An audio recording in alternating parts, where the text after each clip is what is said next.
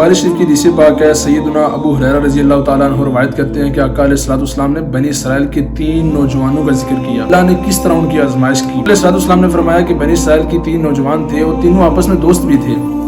ایک برس کی بیماری میں مبتلا تھا، یعنی جسم پر داغ تھے، جسم اس کا خراب ہو چکا تھا، چمڑی اس کی خراب ہو چکی تھی۔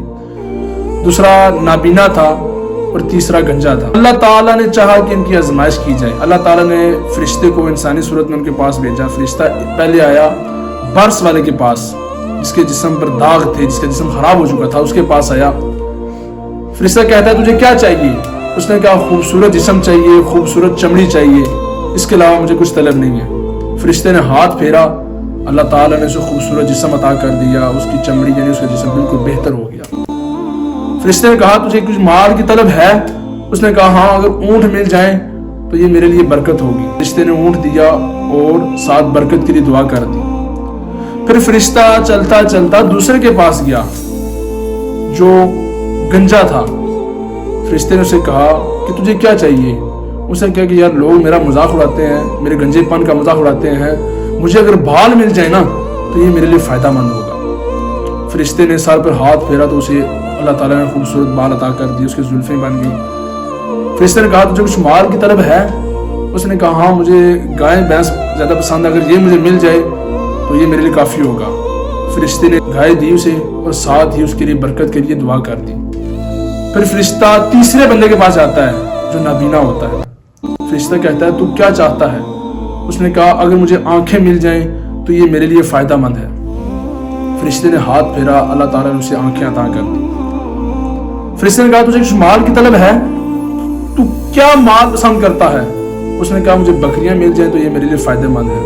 فرشتے نے اسے بکری دی اور اس کے لیے دعا کر دی، اللہ تعالیٰ اس کے مال میں برکت عطا فرمائے۔ کچھ وقت گزرا، فرشتے اللہ نے کہا کہ فرشتے جا اب دوبارہ ان کی آزمائش کر۔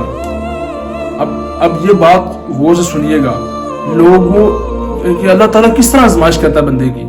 اب آزمائش کا رخ ہمیں معلوم نہیں ہوتا، لیکن بسا اوقات وہ آزمائش ہی ہوتی ہے، ہم اسے مذاق سمجھ کے بلا دیتے ہیں یا پیچھے ہٹا دیتے ہیں، لیکن اللہ تعالیٰ وہ آزمائش کر رہا ہوتا ہے، اس لیے ہر وقت اپنے آپ کو آزمائش کے لیے تیار رکھیں۔ فرشتہ پہلے آیا اسی ابرس کے پاس، اسی برس والے کے پاس جس کا جسم خراب تھا۔ اسے کہا کہ میں اپنے گھر سے بہت دور ہوں تو مجھے سفر میں واپس جانا ہے، تو مجھے اگر تو ایک اونٹ عطا کر دے، تیرے پاس تو اونٹوں کی کثرت ہی کثرت ہے، ڈھیر لگے ہوئے ہیں، تو میں چلا جاؤں گا، اپنا سفر آسانی سے طے کر لوں گا۔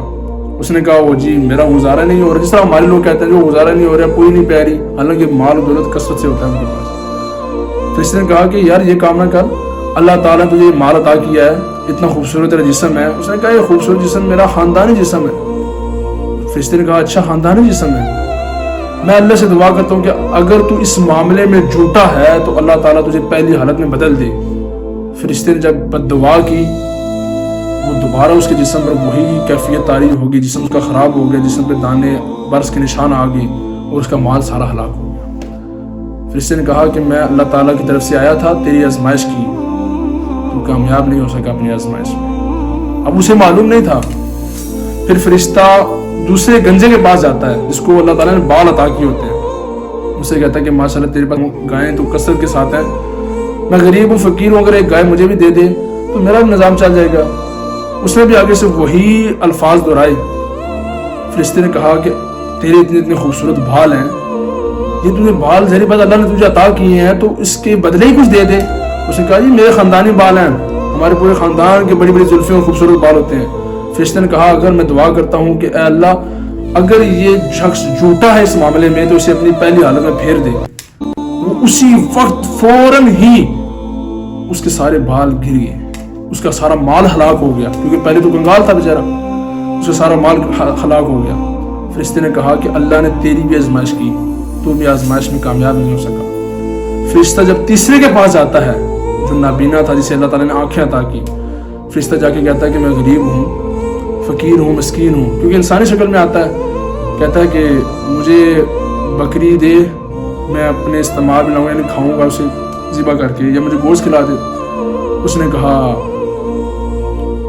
کہ یہ مال ہے، اللہ نے دیا ہے، جو پسند ہے لے جا۔